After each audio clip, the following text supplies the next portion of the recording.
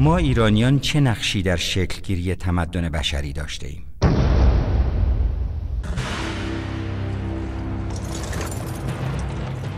آیا تبلیغاتی که اخیراً در قالب فیلم‌های هالیوودی عرضه می‌شود و از ایرانیان با واژه‌های بربر و بی‌تمدن یاد می‌شود واقعیت دارند؟ 40,000 of us against 250,000 barbarians. The holy mission to conquer Persia and destroy it.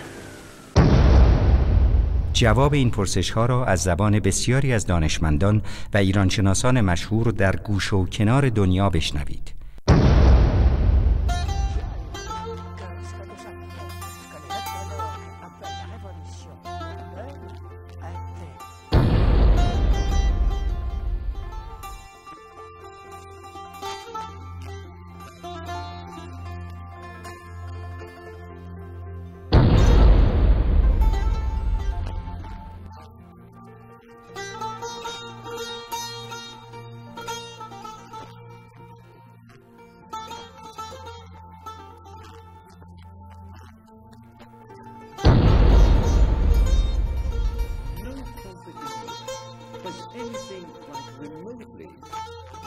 Diversity and number of shapes that were created in the Iranian world from 2000 BC down to the 19th century.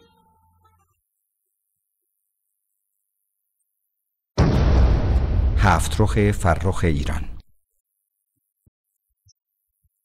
مجموعه‌ای منحصر به فرد شامل فیلم و کتاب همراه به دو زبان فارسی و انگلیسی که برای اولین بار عجایب معماری ایران را بازآفرینی می‌نماید و تأثیرات فرهنگی ایران بر سایر نقاط دنیا را به تصویر می‌کشد.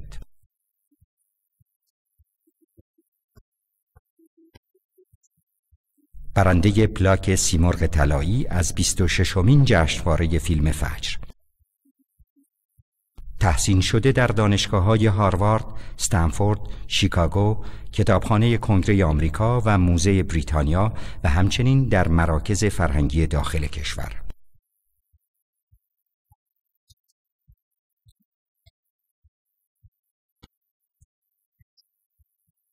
هفت رخ فرخ ایران برای کسانی که به ایرانی بودن خود می‌بالند و مایلند فرزندانشان نیز تاریخ و تمدن واقعی خود را بشناسند و به ایرانی بودن خود افتخار کنند.